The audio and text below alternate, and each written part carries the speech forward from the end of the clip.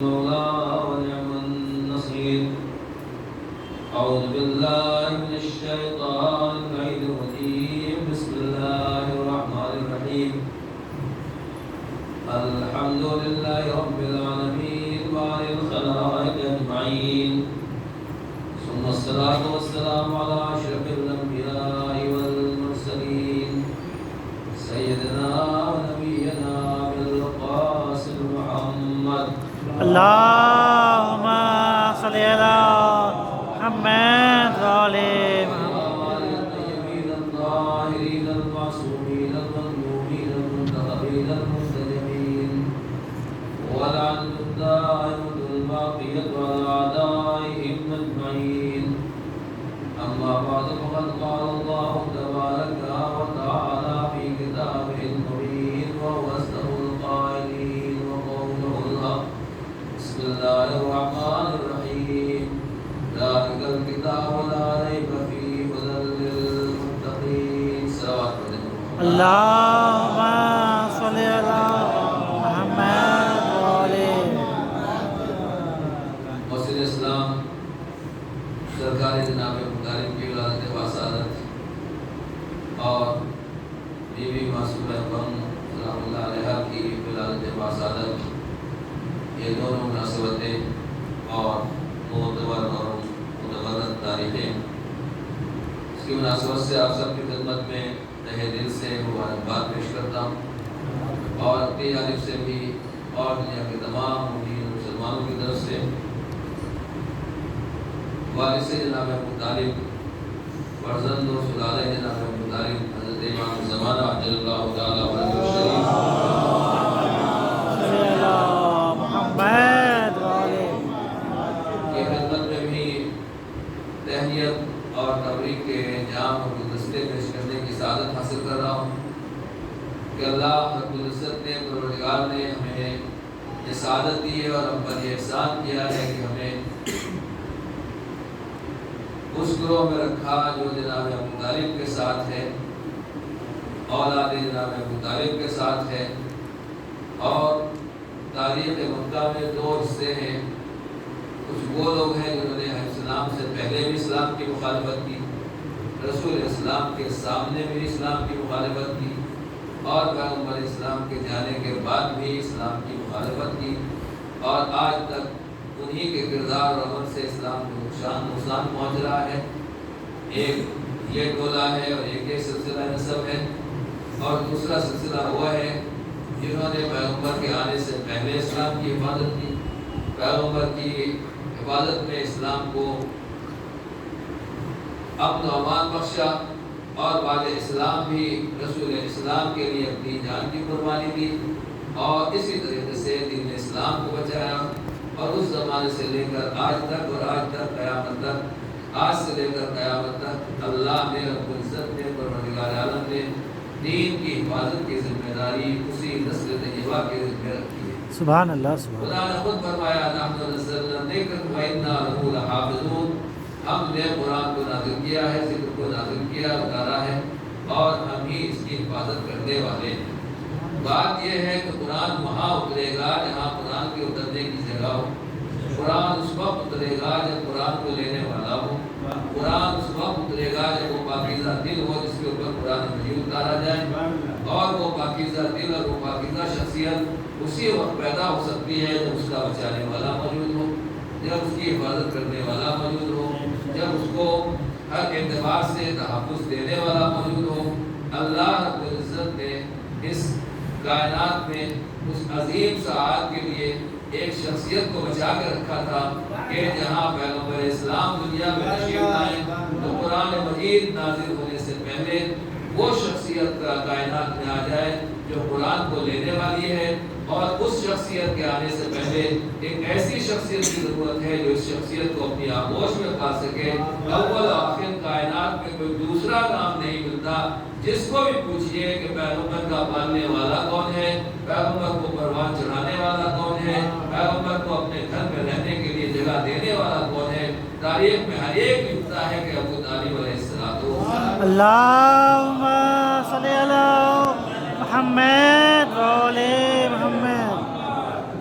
عزیزان گرامی، یہ تصدیق ہے اور یہ بھی عجیب و غریب حالت ہے. میں عرض کرتا رہتا ہوں کہ واقعہ قرآن مجید پروردگار عالم نے خود کہا لو انزلنا هذا القرآن على جبل لرأيته خاشعا متصدعا من خشية الله. ماشاء اللہ سے اپنے شہر میں ادھر بڑے بڑے پہاڑ ہیں, پتھر کے بھی پہاڑ آپ دیکھ لیں گے, مٹی کے بھی پہاڑ دیکھیں گے, اور جو خاص طور سے چٹانیں ہیں ان کو توڑنا کتنا مشکل ہوتا ہے. آپ دیکھتے ہیں کہ نئی نئی مشینیں آ رہی ہیں, مگر ان کے لیے بھی ان پہاڑوں کو توڑنا اور ان پہاڑوں کو تھوڑی بہت جگہ بنانا ان کے لیے سخت ہوتا ہے. ایک سلوات پڑھنے پر محمد علیہ اللہم صلی علی محمد و آل محمد. کھڑے ہو کے آپ لوگ استقبال کریں, بلند آواز سے استقبال صلوات. اللہم صلی علی محمد و آل محمد. تو یہ سخت سے سخت چٹانیں, سخت سے سخت پہاڑ, نئی ٹیکنالوجی, نئی مشینری, ذرا سی زمین کو, ذرا سے پتھروں کو کاٹنے کے لیے کتنا سختی ہوتی ہے, کتنا پریشانی ہوتی ہے, اور کتنی مشینریاں فیل ہو جاتی ہیں, کتنی مشینریاں جواب دے جاتی ہیں. اللہ کہہ رہا ہے کہ اگر ہم قرآن مجید کو ان پہاڑوں کے اوپر, ان چٹانوں کے اوپر نازل کر دیتے تو رأیت خاشعا متصدعا من خشیۃ اللہ. اور یہاں کی بات نہیں ہے, مکے میں آپ دیکھیں, آن لائن بھی سرچ کر سکتے ہیں, خانہ کعبہ پہاڑوں کے درمیان میں ہے. ادھر کوئی ابو قبیس ہے, ادھر دوسرا پہاڑ ہے, چاروں طرف بڑے بڑے پہاڑ ہیں, اور ایسے سب پہاڑ ہیں کہ آج تک سب اپنی جگہ کے اوپر ٹکے ہوئے ہیں. اللہ مکے والوں کو سمجھا رہا ہے کہ اتنے سخت پہاڑ جن کے اوپر تم سے چڑھا نہیں جاتا ہے, اگر قرآن مجید کو ہم اس کے اوپر تو اتار دیتے ہیں تو یہ چکنا شروع ہو جاتے ہیں. تو اس کا مطلب یہ ہوا کہ قرآن کریم میں وہ وزن پایا جاتا ہے کہ جس وزن کے بعد پہاڑوں میں کے اندر اتنی طاقت نہیں رہتی کہ اس وزن کو سنبھال سکے. اب سوال یہ پیدا ہوتا ہے کہ قرآن مجید بہرا اترا, ایسا تو ہے نہیں کہ آسمان میں رک کے رہ گیا, پروردگار نے آسمان سے اتارا اور درمیان میں لٹک کے رہ گیا, نہیں, بلکہ قرآن مجید لوح محفوظ سے خدا کی بارگاہ سے چلا, جناب جبرائیل لے کر آئے, اور کہاں اترا؟ علی قلبک, اے پیغمبر ہم نے اس قرآن کو آپ کے قلب مبارک کے اوپر اتارا.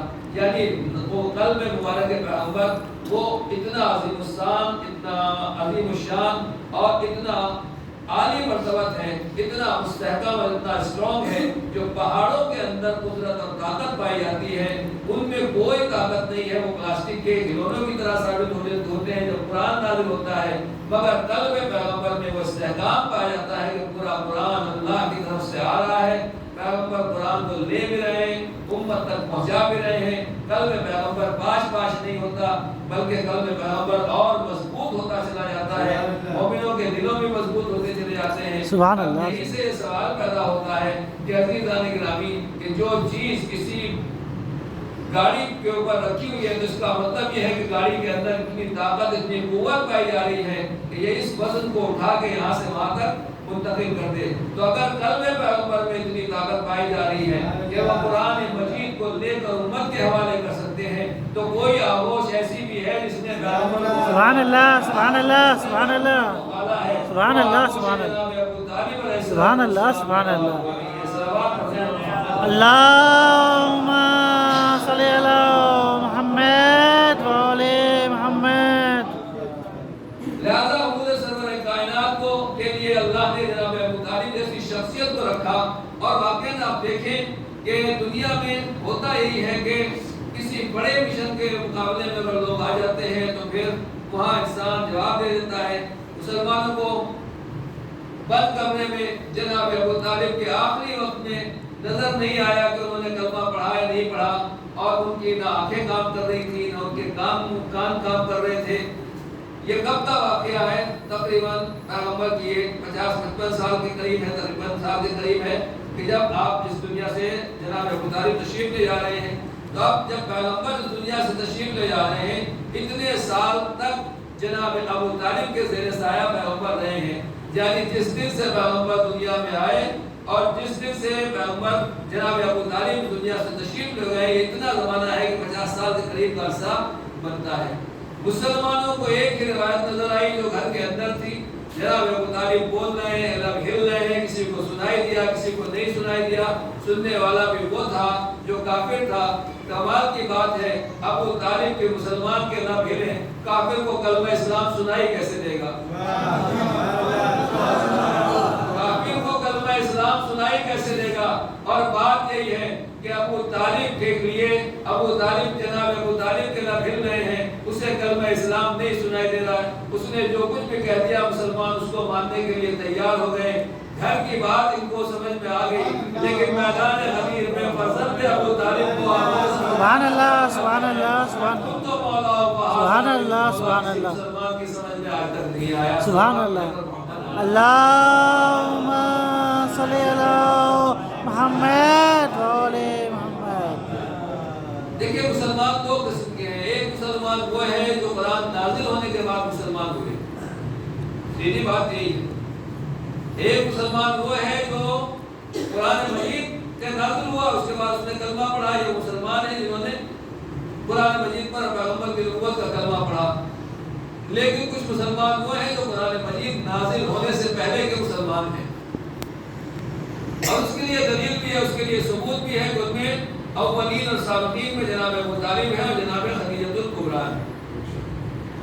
کیوں؟ اس لیے کہ جناب ابو طالب بچپن سے ہی جناب پیغمبر اسلام کی حفاظت کر رہے ہیں، اور جناب پیغمبر اسلام کے لیے وہ تمام قربانیاں دی ہیں جناب ابو طالب نے، جو تاریخ میں ہسٹری میں ہر ایک نے دیکھا ہے، ہر ایک نے لکھا ہے، اور ہر ایک کو قبول ہے کہ جناب ابو طالب نے کتنی قربانیاں دی ہیں، اور جناب ابو طالب کو تمام چیزیں معلوم تھی۔ یہ خود دلیل ہے اس بات کی کہ اگر کوئی آدمی کسی دین کو نہیں مانتا تو پھر ایسے بچوں کو نہیں پالتا ہے جو اس کا دین بڑھانے والا نہ ہو، دین چلانے والا نہ ہو، بلکہ ہمیشہ اس بچے کی تربیت کرتا ہے جو ہمارے مشن کو آگے بڑھانے والا ہو، ہمارے کام کو آگے بڑھانے والا ہو، ہمارے مقصد کو آگے بڑھانے والا ہو۔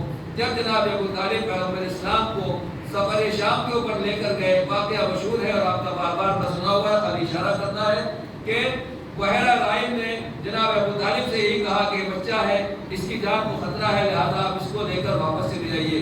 میں یہی کہنا چاہتا ہوں کہ جناب ابو طالب ساتھ میں چلے جا رہے ہیں، بحیرہ رائم میں بیٹھا ہوا دیکھ رہا ہے کہ کبھی بادل چلتا ہے، کبھی بادل رک جاتا ہے، اور وہ سمجھ جاتا ہے تمام نشانیوں سے کہ جو نبی آنے والا تھا، آج وہ نبی آ گیا، وہ رسول آ گیا، اس نے دعوت کی، پوری امت، پورے لوگوں نے، کبھی قافلے والوں نے کھانا کھایا، اور اس نے لوگوں نے یہی سوچا کہ جناب ابو طالب جناب پیغمبر اسلام کو چھوڑ دیا جائے، مگر بحیرہ رائم نے کہا نہیں، اس بچے کو بھی بلا کر لاؤ، کہ پیغمبر کو بلا کر لاؤ، اس یتیم کو بھی بلا کر لاؤ جس کو تم سامان کے پاس چھوڑ کے گئے ہو۔ عزیزان گرامی، مکے والوں کی عادت ہمیشہ کی رہی ہے، جس کے صدقے میں ملا ہے اسی کو چھوڑ دیتے ہیں، باقی کھانے کے لیے پہنچ جاتے ہیں۔ صلوات پڑھتے ہیں محمد اللہم صلی علی محمد وعلی محمد۔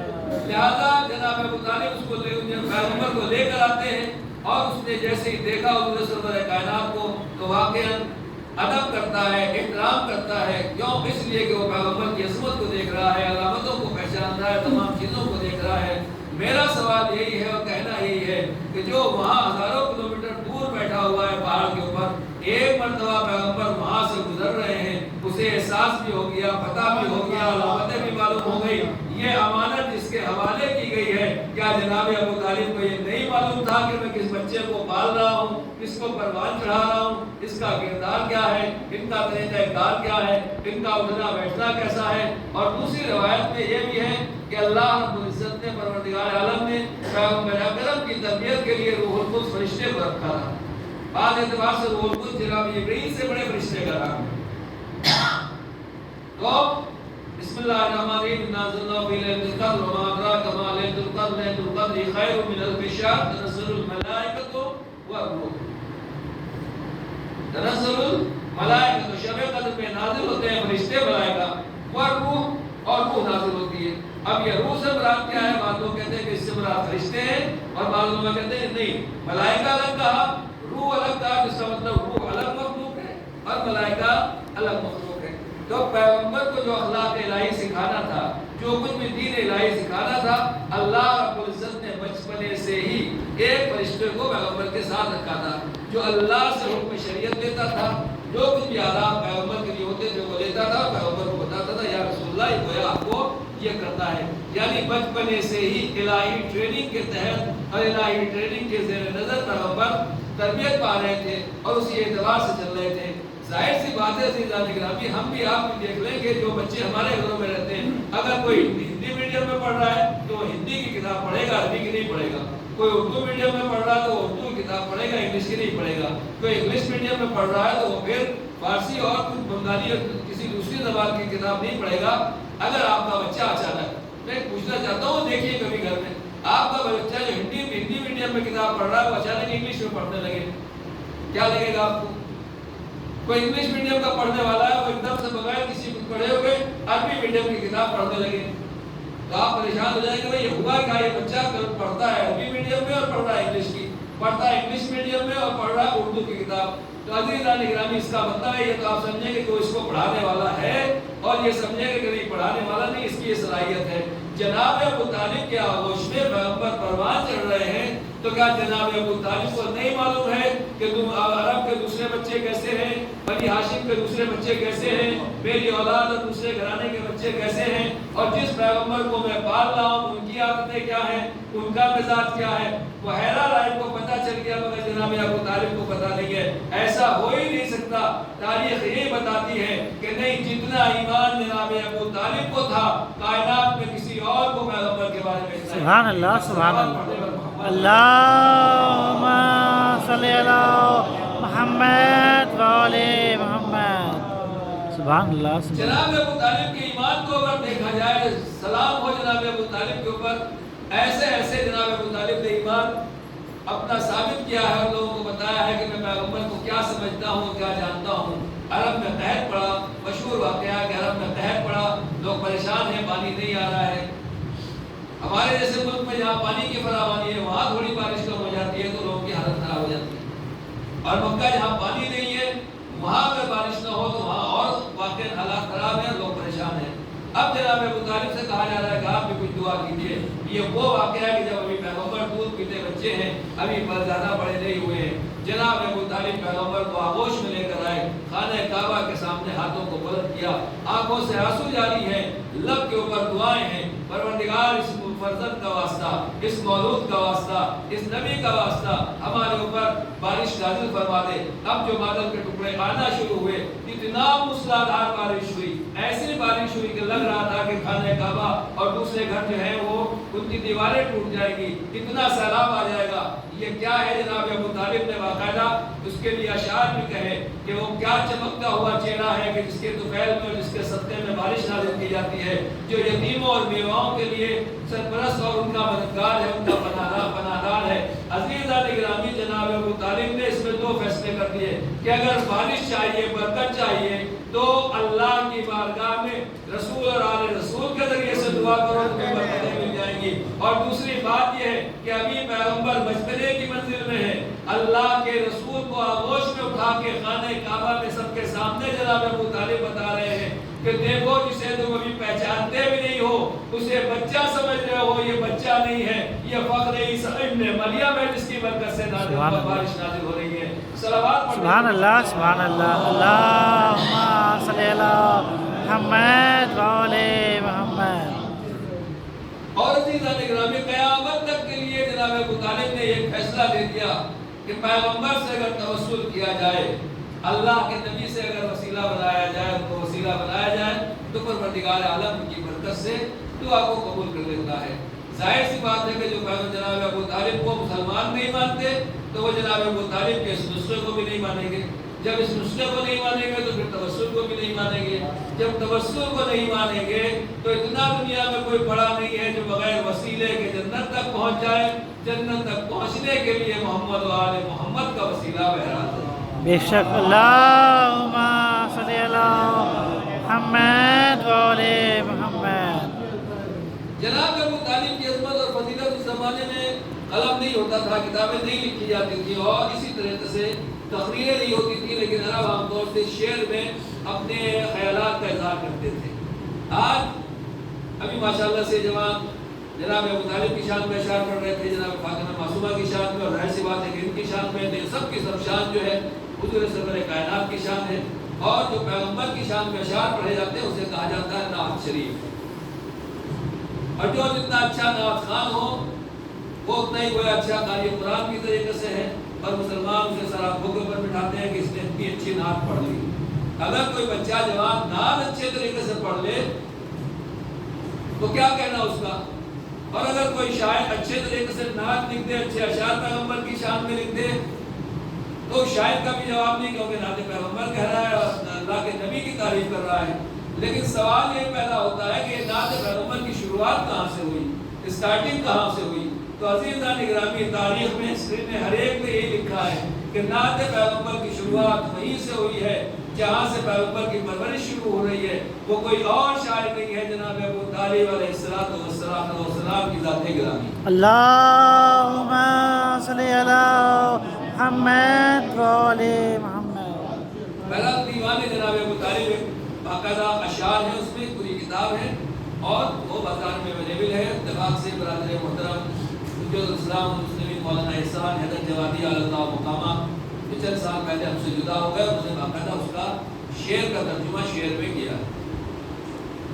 جوانوں کو پڑھنا چاہیے، یاد کرنا چاہیے، بلکہ عربی کا اشعار بھی یاد ہونا چاہیے، نہیں ہے تو کم سے کم اردو کا اشعار یاد کریں تاکہ پتہ چلے کہ جناب ابو طالب نے رسول کے بارے میں، پیغمبر کے بارے میں کیا کہا تھا۔ کچھ اشعار جو ہے میں آپ کے سامنے پیش کر رہا ہوں۔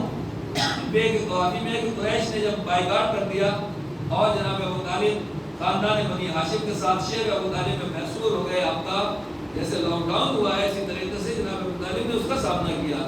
تو کہتے ہیں نہیں رنج و کلفت سے آنکھوں میں خواب، نہیں رنج و کلفت سے آنکھوں میں خواب، اور آنسو بہے مشک سے جیسے آپ، اور آنسو بہے مشک سے جیسے آپ، قصی زادوں کے ذہن میں یہ رہے نہیں عقل و دانش بسے لہو و لعب۔ قصی زادے یعنی جناب قصی کی اولاد ہے جو سب ایک ہی نسل سے خاندان قریش کو کہہ رہے ہیں کہ نہیں عقل و دانش بسے لہو و لعب، کھیل کود میں جو ہے کوئی عقل مندی کی بات نہیں ہے۔ کیا ہاشمیوں کو ایسے الگ، ہمارا بائیکاٹ کیا گیا ہے، دیکھیے جناب ابو طالب کیا کہہ رہے ہیں، تو صرف ترجمہ سنا رہا ہوں گا۔ کیا ہاشمیوں کو ایسے الگ کہ جیسے تنور کی جیسی لکڑی خراب، کہ تنور کی جیسی لکڑی خراب، یہ احمد سے کہتے ہیں باتیں تیری، یہ احمد سے کہتے ہیں باتیں تیری ہیں بے وزن و بے ربط و بے آب و تاب۔ یعنی دشمن پیغمبر سے کہہ رہے ہیں کہ آپ کی باتیں ہمیں سمجھ میں نہیں آتی، اگرچہ محمد کی باتیں سبھی ایک صلوات پڑھیں۔ اللہم صلی علی محمد و آل ہے باقاعدہ با حساب و کتاب، ذالک الکتاب لا ریب فیہ۔ بنو ہاشم اور سب بنو مطلب، بنو ہاشم اور سب بنو مطلب ہمارے ہیں بھائی اور ہیں ہم رکاب میرے ساتھی۔ یہ ہے داہنے دست و بازو میرے کہ کھلتے ہیں جن سے سبھی بد باب۔ قصی زادو تم کو خبر کیا نہیں عرب کے ہیں حالات کتنے خراب۔ نہ دو ہاتھ ان لوگوں کے ہاتھ میں جو بدبخت ہیں اور اہل عذاب۔ صلوات اللہم صلی علی محمد و آل محمد۔ کیا کہہ رہے ہیں جناب ابو طالب؟ ان لوگوں کے ہاتھ میں اپنا ہاتھ نہ دو جو بدبخت ہیں اور اہل عذاب ہیں۔ کون ہوگا اہل عذاب؟ وہ ہے جو کتاب خدا لانے والا ہے، جو عذاب خدا سے ڈرانے والا ہے، یا وہ لوگ ہیں جو عذاب خدا کی طرف اور شیطان کے راستے کی طرف لے جانے والے ہیں۔ اس کے بعد بھی اتنے اشعار دیکھنے کے بعد بھی اگر مسلمان کو جناب ابو طالب کا ایمان نظر نہ آئے تو پھر اپنی آنکھوں کا اور عقل کا علاج کرانا چاہیے۔ جناب ابو طالب کو ایمان کا جناب ابو طالب کے ایمان کو ڈھونڈنے کی ضرورت نہیں ہے۔ جناب ابو طالب تو وہ ہیں کہ جو مکے میں بھی پیغمبر کے محافظ ہیں اور شیب ابو طالب میں بھی پیغمبر کے محافظ ہیں۔ صلوات پڑھیں محمد۔ اللہم صلی علی محمد و آل محمد۔ اسی طریقے سے پیغمبر کی تاریخ میں ایک قصیدہ کہا تھا، اس ایک قصیدے کا شعر یہاں پر لکھا ہے، تم پیغمبر برحق، تم پیغمبر برحق، تم پہ نازل ہوئی خدا کی کتاب، تم پہ نازل ہوئی کتاب کی خدا کی کتاب۔ اسی طریقے سے بنی امیہ نے جب پیغمبر کو تکلیفیں دینا شروع کی اور پریشان کرنا شروع کیا تو جناب ابو طالب نے ان کی سرزنش کرتے ہوئے یہ فرمایا، اے عبد شمس کے بیٹو مجھے یہ خوف ناک ہے، اگرچہ تم پڑوسی ہو میرے اقارب ہو، کہ تم سب پر وہ ذلت اور وہ رسوائی نہ آ جائے جس کا کوئی دافع ہو نہ جس کا کوئی حاجب ہو۔ نظارہ کر رہا ہوں تم پہ اس شرمندگی کا میں، نہ جس پر کوئی ناصر ہو، نہ جس پر کوئی حاجب ہو۔ یہ ہیں وہ اشعار جو دشمن کے مقابلے میں جناب ابو طالب نے کہے۔ بس میں اپنے بچوں کے لیے، اپنے جوانوں کے لیے یہ دلیل اور پروف جو مسلمانوں میں پیش کیا جاتا ہے کبھی کبھی تعجب کی بات عزیزان گرامی یہ ہے، بس آخری بات عرض کر رہا ہوں میں آپ کو کہ آپ دیکھیں یہ عجیب ٹریجڈی ہے مسلمانوں کی۔ صحائح ستہ 6 کتابیں ہیں اور بھی حدیث کی کتابیں ہیں۔ اگر ایک جوان بچے سے کہا جائے کہ ساری حدیث کی کتابوں کو اٹھا دو تو آپ مجھ سے اٹھ نہیں سکتے۔ ایک جوان آدمی اتنی کتابوں کو نہیں اٹھا سکتا، اتنا ویٹ ہوگا۔ تو ظاہر سی بات ہے کہ جو پیپر کا ویٹ ہے، جو جلد کا ویٹ ہے، اگر آپ اس خالی کتابوں کو اٹھانا چاہیں تو اتنی بڑی بڑی کتابیں ہیں یا سب ملا کے اگر اٹھانا چاہیں تو اتنا نہیں اٹھایا جا سکتا۔ اب ان میں حدیثیں کتنی ہیں؟ کسی میں 4000، کسی میں 5000، کسی میں 10000، کسی میں 12000، کسی میں 15000، جیسی جیسی بک ہے، جیسی جیسی انسائکلوپیڈیا ہے، جیسی جیسی کتابیں ہیں، اس اعتبار سے وہ کتابوں میں حدیثیں وہاں کے لکھنے والوں نے لکھی ہے۔ میں یہی پوچھنا چاہتا ہوں عزیزان گرامی، آپ دیکھیے عام طور سے مسلمانوں سے آپ بات کریں گے تو 3، 4 یا 5 حدیثیں ہیں جو ان کو یاد رہتی ہیں اور ان کو بتائی جاتی ہیں، اور ہر ایک کی زبان کے اوپر وہی آتا ہے۔ یعنی ہزاروں لاکھوں حدیثوں میں سے اگر حدیثیں بیان کی جاتی ہیں تو جو ممبر سے ان کے یہاں محراب سے بیان ہوتا ہے خالی وہی بیان ہوتا ہے جو اہل بیت کے خلاف ہوتا ہے یا جس میں اہل بیت کی تعریف نہیں ہوتی، دوسروں کی تعریف ہوتی ہے۔ اور ایک حدیث جو سب سے پابندی کے ساتھ بیان کی جاتی ہے وہ یہی ہے کہ جناب ابو طالب معاذ اللہ بغیر ایمان کے اس دنیا سے چلے گئے۔ سوال یہ پیدا ہوتا ہے کہ جو حدیثوں کے اندر علی اور جناب ابو طالب اور اولاد جناب ابو طالب کے فضائل لکھے ہوئے ہیں، مسلمانوں کو وہ نظر نہیں آتے، اور جہاں کہیں کسی بددہن نے، بد کلام نے، دشمن نے جناب ابو طالب کی طرف کیچڑ اچھالنا چاہا ہے، مسلمان اسی کو نکال کے لاتے ہیں اور ہر ایک کی آنکھوں سے وہی ٹھنڈک ہوتی ہے۔ اس کا مطلب یہ ہے کہ جناب ابو طالب سے لوگوں کو وہ دشمنی ہے جو اس زمانے سے چلی آ رہی ہے، آج تک باقی ہے اور قیامت تک گویا یہ سلسلہ باقی رہے گا۔ کیوں؟ اس لیے کہ ابو طالب اس شخصیت کا نام ہے کہ جو مولا کائنات کے والد گرامی ہیں، اور یوں کہا جائے جناب ابو طالب سے شخص دشمنی اس لیے ہے کہ جناب ابو طالب نے پیغمبر اسلام کی حفاظت کی ہے۔ یہ یہی سوچ رہے تھے کہ ہم پیغمبر کو مٹا دیں گے، دین پیغمبر مٹ جائے گا، مگر جب تک ابو طالب سیسا پلائی ہوئی دیوار بنے رہے کوئی پیغمبر کی طرف نگاہ اٹھا کے نہ دیکھ سکا۔ جب پیغمبر کا دین بلندی کی طرف چلا گیا، ابو طالب دنیا سے گئے، لوگوں نے سوچا اب تو ہمارا کام ہو گیا، اب تو ہم پیغمبر کو ختم کر دیں گے۔ اسی لیے 40 لوگوں نے گھر گھیر لیا۔ صبح ہونے سے پہلے جو چادر اٹھائی ابو طالب علی کی شکل میں بستر پیغمبر کے اوپر، سبحان اللہ، سبحان اللہ، سبحان اللہ، سبحان اللہ، سبحان اللہ، اللہم صلی علی محمد وعلی محمد۔ بس امت کو یہی پریشانی ہے کہ ابو طالب چلے گئے، ہم نے سوچا تھا کہ پیغمبر کو ختم کر دیں گے، بستر پیغمبر پر تو فرزند ابو طالب موجود ہے اور اس کے بعد نسل ابو طالب موجود ہے۔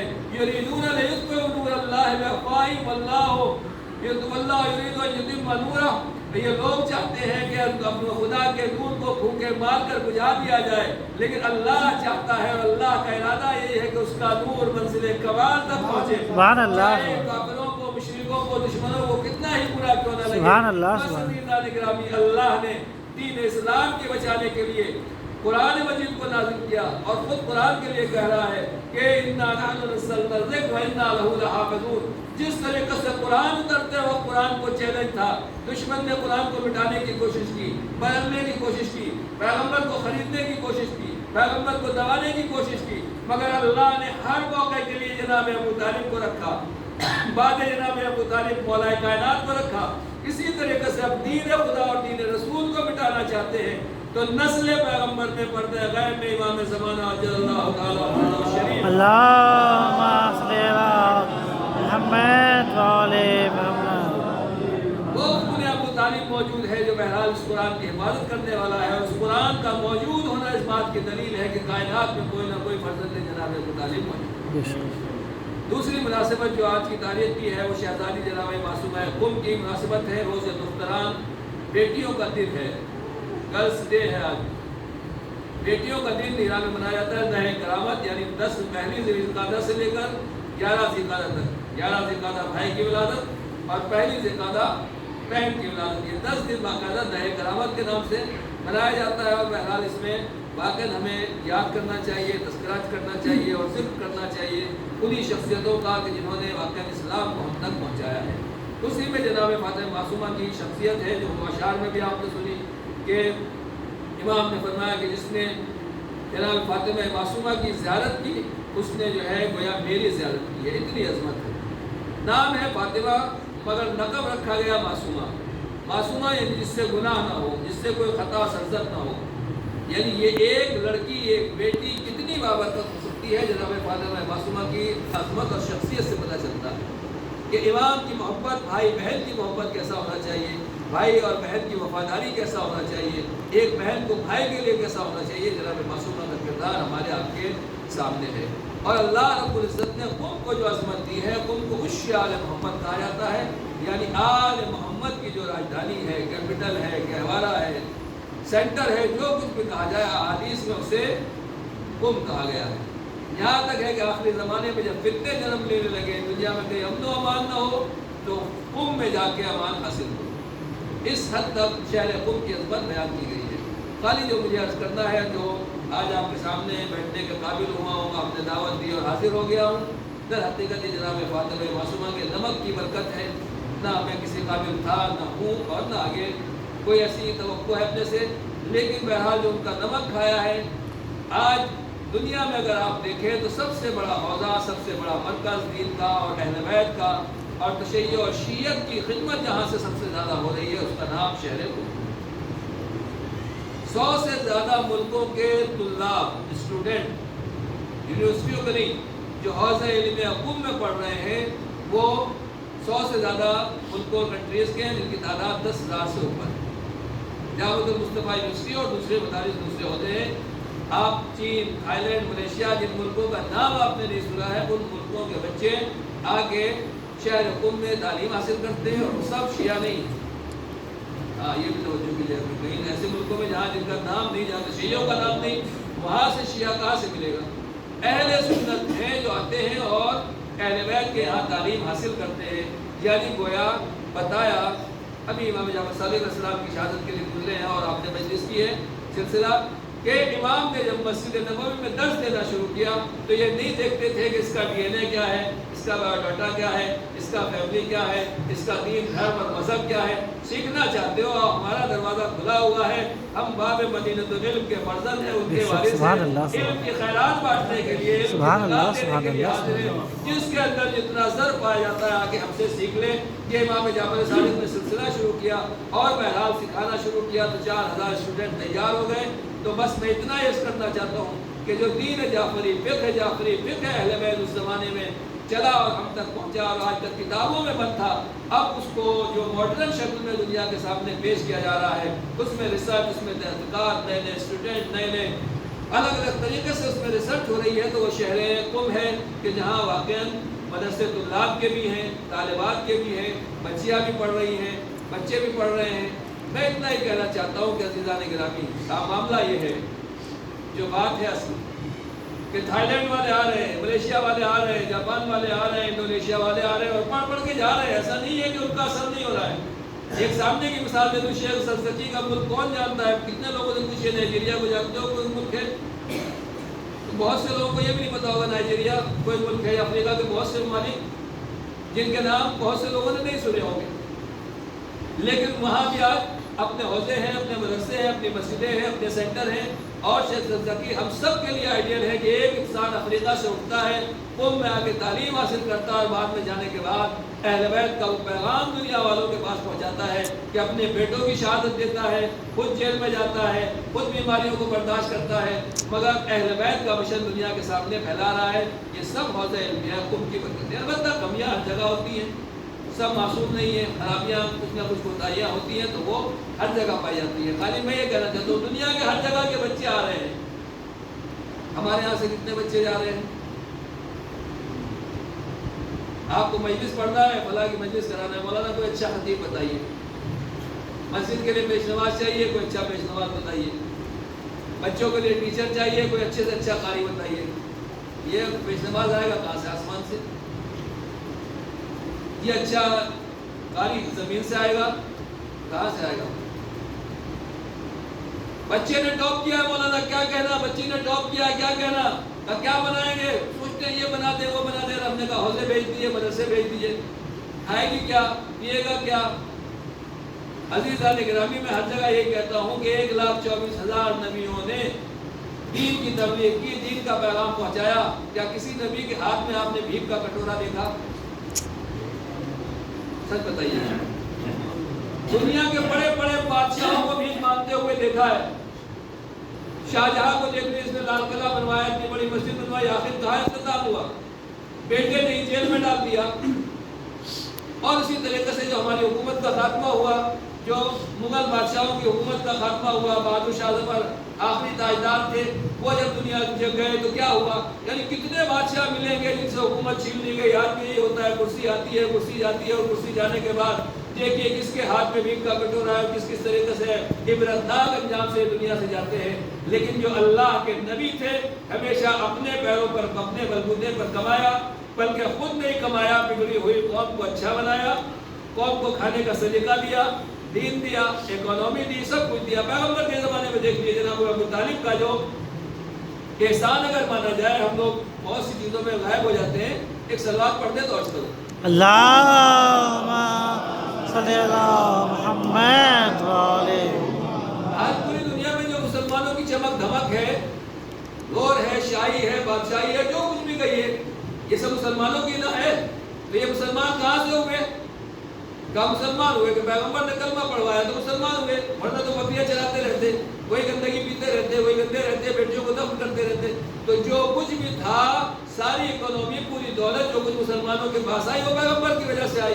اور پیغمبر کو سہارا دینے والا، سپورٹ کرنے والا کون ہے؟ کہا جناب ابو طالب ہے۔ بات یہی ہے، ہم یہ سوچتے ہیں خالی ایمان اور دین و شریعت کی بات ہوتی ہے۔ ابو طالب صرف مومن کا نام نہیں ہے۔ اگر مسلمان کوئی لقمہ کھا رہا ہے، کہیں عزت ہے، کہیں تاج ہے، کہیں تخت ہے، کہیں حکومت ہے، وہ بھی ابو طالب کی جوتیوں کا صدقہ ہے، کسی اور کا صدقہ نہیں ہے۔ سبحان اللہ، سبحان اللہ۔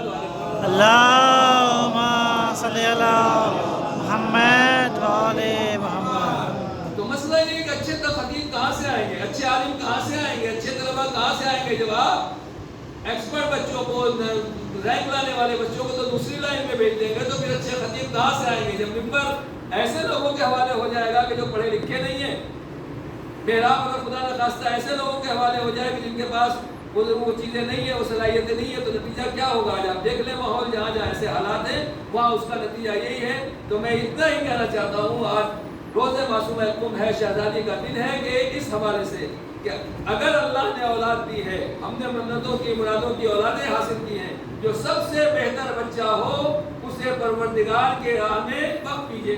سبحان اللہ، سبحان اللہ، سبحان اللہ۔ عمران کی زوجہ نے کہا کہ پروردگار جو بھی میرا بچہ ہونے والا ہے میں اسے تیرے گھر کے لیے وقف کر دوں گی۔ اور جناب مریم پیدا ہوئی، جناب مریم کی والدہ نے لے جا کر ان کو وقف کر دیا۔ اس کا مطلب یہ ہوا کہ جس کو منتوں مرادوں سے لیا جاتا ہے اسے اپنے گھر میں رکھ کے شیطان کے گھر کے حوالے نہیں کیا جاتا، بلکہ رحمان کے گھر کے حوالے کیا جاتا ہے۔ سبحان اللہ، سبحان جب آپ اللہ۔ اپنی منتیں مرادیں پوری کریں گے تو پروردگار بچے کو بھی ایسا ہی بنا دے گی۔ اے مریم کی والدہ، یہ آپ کیا کر رہی ہے خانہ خدا میں؟ بیت المقدس میں بچی کو لے جا کے دے دے گی، کھائے گی کیا، پیے گی کیا، رہے گی کیا؟ اللہ نے جناب مریم کو وہ بیٹا عطا کیا کہ مادرزاد اندھوں کو اگر دعا پڑھتے تھے، دعا دیتے تھے تو اندھے بینا ہو جاتے تھے، آنکھیں آ جاتی تھی۔ مردے کو اگر ٹھوکر مارتے تھے یا اس کے لیے دعا کرتے تھے تو مردہ زندہ ہو کے اٹھ جایا کرتا تھا۔ جب ہم اللہ سے اپنی منت کو پوری کرتے ہیں تو اللہ ایسا بیٹا دیتا ہے جس کے ہاتھ میں وہ مسیحائی ہوتی ہے کہ بیماروں کو شفا بھی دیتا ہے، مردوں کو زندگی بھی دیتا ہے۔ سبحان اللہ۔ صلوات پڑھنے پر محمد علیہ وسلم۔ اللہم صلی علی محمد وعلی۔ ان بچوں کو کم نہ سمجھے، روز قیامت ہمیں ایک ایک بچے کے بارے میں اور ایک ایک بچی کے بارے میں سوال ہوگا، ہم سے پوچھا جائے گا کہ اتنی اچھی اولاد دی تھی، تم نے کیا پڑھایا؟ اتنا لاکھوں کا بجٹ، اتنا پیسہ تم نے کے جی نرسری سے لے کے وہاں تک خرچ کیا، آخر میں اس میں خدا کے کتنا کام آئے، رسول کے کتنا کام آئے، دین کے کتنا کام آئے؟ چلیے دین شریعت کے کام آئے، کم سے کم پبلک کا تو کام کرے، قوم کا تو کام کرے، مذہب دیے دیش اور دھرم کا تو کام کرے، اپنے ملک اور اپنے کنٹری کے کام تو آئے۔ یعنی ہمارے بچے وہ ہونے چاہیے جو خدمت خلق کے لیے آگے بڑھے، جو اہل بیت نے طریقہ بتایا، سلیقہ بتایا۔ اس کے لیے طریقہ یہ کہ پہلے دیندار ہو، بعد میں کسی لائن میں بھی بھیج دیجیے۔ ڈاکٹر بنائیے، انجینئر بنائیے، سائنٹسٹ بنائیے، IT کی لائن میں، کسی بھی لائن میں جائیے، مگر پہلے دیندار بنائیے بچوں کو، تاکہ جب وہ اس لائن میں جائے تو وہاں دیندار ہی رہے۔ جب اس لائن میں دیندار رہے گا تو ترقی کرے گا، آگے بڑھے گا، برکت لائے گا۔ اور اگر خدا نخواستہ پڑھ لکھنے کے بعد ڈاکٹر بن گیا مگر بے دین ہوا تو ہاتھ میں چاقو ہوگا، ایک ڈاکو، اور اس کے چاقو میں جو ہے اس کا چاقو خطرناک ہوگا، کیونکہ ڈاکو کا چاقو ایک آدمی کو مارتا ہے، مگر کڈنی کارڈ بیچنے والے ڈاکٹر کا چاقو نہ جانے کتنے لوگوں کی جان بھی لے لیتا ہے، عزت بھی لے لیتا ہے، آبرو بھی لے لیتا ہے، پیسہ بھی لے لیتا ہے، اور نہ جانے اس محکمے کی بھی اور اس شعبے کو بھی کتنا ذلیل اور رسوا کرتا ہے۔ اسی طریقے سے ہر لائن میں ہے۔ لہذا میں اتنا ہی عرض کروں گا کہ واقعاً اس بارے میں سوچنا ہے اور واقعاً علم دین کے راستے میں اپنے بچوں کو لے کے جانا ہے۔ عالم بنائیے۔ ایک عالم کیا کر سکتا ہے؟ ارے مولانا ہے، کیا کریں گے؟ کوئی بات ہے نا، وہ پھر کے ہمارے ذہنوں میں وہی چیزیں بیٹھی ہوئی جس ماحول میں ہم ہیں۔ پیغمبر یتیم تھے، مظاہر خالی ہاتھ تھے، مگر اللہ نے جناب ابو طالب کا سہارا دے دیا، جناب خدیجہ جیسی سپورٹ دے دی، اور اس کے بعد علی جیسا قوت بازو دے دیا۔ آج پوری دنیا میں نام پیغمبر بلند ہے۔ 1400 سال کے بعد پھر خدا کا یہ معجزہ دوبارہ نمودار ہوا، اللہ کی یہ کرامت سامنے آئی۔ ایک یتیم بچہ ہے، باپ کو اللہ نے اٹھا لیا، ماں نے پالا، پھوپھی نے پالا، بھائی نے پالا، اور ان کو بڑا کیا۔ بڑے ہونے کے بعد نام رکھا، ان کا نام رکھا گیا روح اللہ۔ بڑے ہونے کے بعد روح اللہ خمینی کے نام سے مشہور ہوئے۔ مدرسے میں چٹائی کے اوپر پڑھا، چاہے ٹائٹ بھی نہیں رہتا تھا، کھانے کے لیے روٹی بھی نہ رہتی تھی۔ کون کا وہ پانی ہے کہ جس گھر میں میں رہتا تھا، جب تک اس گھر میں رہا تو کبھی وضو کرتے ہوئے کلی نہیں کی ہم نے۔ سمجھ رہے؟ آج بھی حکم کے بعد محلے ایسے مل جائے گے آپ کو کہ اگر آپ منہ میں پانی لینا چاہیں تو منہ میں پانی لے سکتے، اتنا نمک ہے کہ آپ پھوک کر دیتے ہیں۔ آدمی گھبراتا ہے، منہ میں پانی لیتے ہیں، کلی نہیں کر سکتا۔ آپ شیرین میٹھا پانی الگ سے آتا ہے، وہ خریدا جاتا ہے، اس کو پیا جاتا ہے، اور اسی سے آدمی جو ہے کھانا وغیرہ پکایا جاتا ہے۔ یہ پانی صرف نہانے کے لیے کام آتا ہے، باقی آپ اس کو پی نہیں سکتے۔ اتنا کھارا پانی اس زمانے میں تو بہت برا حال تھا، ہمارے سے پہلے ہمارے بعد پھر آہستہ آہستہ تھوڑا بہت ایک جگہ پائپ لائن آئی ہے، اور پھر جو آپ منرل واٹر بسلری یہ سب دیکھ رہے ہیں، یہ اب سلسلہ شروع ہوا تھا۔ باقی اس کھارے پانی میں رہنے والا ایک طالب علم اسی میں نہا رہے ہیں، اسی میں دھو رہے ہیں، اسی حوض میں فیضیہ کے ہاتھ پاک کیے جا رہے ہیں، اسی سے غسل ہو رہا ہے، اسی سے جو ہے تمام کام انجام پا رہے ہیں۔ امام خمینی اسی مدرسے میں رہ رہے ہیں، اور مدرسے کے بعد جب شاہ کا معاملہ آیا تو پہلے شاہ کو ٹھیک کرنے کی کوشش کی، جب دیکھا شاہ ٹھیک نہیں ہوگا تو اللہ کے لیے اٹھ کھڑے ہو گئے، اور اللہ نے پروردگار عالم نے جو امام خمینی کو عظمت دی، فضیلت دی، بلندی دی، آج پوری کائنات میں اپنوں سے زیادہ خیر ہے جناب امام خمینی علیہ رحمۃ و رضوان کا کلمہ پڑھ رہے ہیں اور گویا ان کی عظمت کا لوہا مان رہے ہیں۔ میں یہی کہنا چاہتا ہوں، یہ کیا ہوا؟ کیا ایسے بچے ہمارے یہاں کسی گاؤں میں نہیں پیدا ہو سکتے؟ کیا پونے کے کسی محلے میں پیدا نہیں ہو سکتے؟ نہیں عزیزان گرامی، پہلے تو ماں باپ کی نیت بھی تو ہونا چاہیے کہ میرا بچہ ایسا ہو جائے۔ ہم پہلے ہی سوچیں کہ ہمارا بچہ نسٹائن ہو جائے، فلاں ہو جائے، فلاں ہو جائے، تو ظاہر سی بات ہے بچہ اسی لائن میں جائے گا۔ لیکن اگر پہلے دن سے یہ نیت ہو کہ بچہ نیک کردار ہو، پاک و پاکیزہ ہو، عالم دین ہو، قوم کا خدمت گزار ہو، قوم کے لیے خدمت دینے والا ہو، تو پھر اسی طریقے سے بچے کی تربیت بھی کی جائے گی۔ جب ہماری نیت خیر ہوگی تو پروردگار کہتا ہے ما کان للہ ینمو، جو اللہ کے لیے ہوتا ہے اللہ اس میں اضافہ کر دیتا ہے۔ ایک قاسم سلیمانی کو دیکھیے، معمولی سے آدمی ہے مگر اللہ نے اتنی برکت عطا کر دی۔ آج آیت اللہ سستانی مدث اللہ العالی ہے، آغا خامنہ مدث اللہ العالی ہے، یہ کون ہے؟ وہی معمولی گھرانوں کے بچے ہیں، مگر پروردگار عالم نے ان کا سایہ ہمارے سروں پر قائم رکھا ہے اور ہمیں انہی کے ذریعے سے عزت دی ہے۔ بس میں یہی کہنا چاہتا ہوں کہ حوض علمیہ قم آج بھی خوش آل محمد ہے، جہاں بچے بھی جا رہے ہیں، بچیاں بھی جا رہی ہیں اور تعلیم حاصل کر کے آ رہے ہیں اور دنیا کی ہدایت کر رہے ہیں۔ ہماری آپ کی ذمہ داری بھی ہے کہ عظمت فاطمہ معصومہ کو سمجھیں، اپنے بچوں کو ان کے حوالے کریں۔ آپ میرے جیسے یا میں آپ جیسے آدمی کے اگر بچے کو حوالے کر دیتا ہوں، جس اسکول کے حوالے کرتے ہیں تو اسکول والے خیال رکھتے نہیں رکھتے، جیسے کیسے بھی ہوں، ضروری نہیں ہے کہ مسلمان ہوں۔ نہیں، آپ نے بچے کا ایڈمیشن کرا دیا، بچے کی سیکورٹی، بچے کی پڑھائی اور تمام چیزیں اسکول سوچتا نہیں، ہماری ذمہ داری ہے۔ جب یہ غیر مسلم ہو کے ہمارے اور آپ کے بچوں کو اتنا سب کچھ دینے کے لیے تیار ہیں، تو جو علم آل محمد کی عالم آل محمد کی بہن ہے، जो मदीनतुल इल्म की बेटी है, साहिबाब मदीनतुल इल्म की बेटी है, जो जनाब करीम मासूमा फातिमा मासूमा सलामुल्लाह अलैहा जैसी ज़ात गिरामी है, जिन्होंने न जाने कैसे कैसे पत्थरों को तराश के हीरा बना दिया और पूरी दुनिया में आज वो रोशनी फैला रहे हैं। हमारे बच्चे भी इंशाअल्लाह उनकी बारगाह में जाएंगे तो वो भी उसी तरीके से आलिम बाअमल बन के पूरी दुनिया और पूरी खल्क़ अल्लाह की खिदमत करेंगे। रब करीम से यही दुआ है कि परवरदिगार हमें और हमारी नस्ल को नस्ल तैयबा करार देना, इन्हें आलिम बाअमल और खिदमतगार दीन और दुनिया करार देना। परवरदिगार रब करीम तेरी बारगाह में दुआ है, जो कुछ भी हमारी खताएं उन खताओं को माफ़ फरमा, बाकी जो बची हुई ज़िंदगी है गुनाह सगीरा और कबीरा से महफूज फरमा, जो बीमार है उन्हें शिफाए कामिल और आजिल अता फरमा। खास तौर से मौलाना असलम साहब परवरदिगार उनको सेहत कामिल और आजिला इनायत फरमा। रब करीम जो बेरोज़गार है वहाँ बरकत हलाल रोज़गार अता फरमा, जो बशर रोज़गार है उन्हें खुम्स ज़कात खैरात और दियात की तौफीक इनायत फरमा। फजल ज़रा के ज़हूर में ताजील फरमा, हमें उनके नासिर आवाज़ उस्ताद में शुमार फरमा। हौज़ इल्मिया क़ौम हौज़ इल्मिया नजा और जहाँ कहीं भी हौज़ात इल्मिया मदरसे इल्मिया परवरदिगार इनकी हिफाजत फरमा, इन्हें दिन चौकनी रात चौकनी तरक्की इनायत फरमा, हमें इनकी हिफाजत और इनकी इमदाद की तौफीक इनायत फरमा। रब करीम जो दुआएं हमने की उन तमाम दुआओं को कबूल फरमा ले, जो दुआएं हमने नहीं की हमारी दुनिया आखिरत को हमसे बेहतर जानता है, हमें तमाम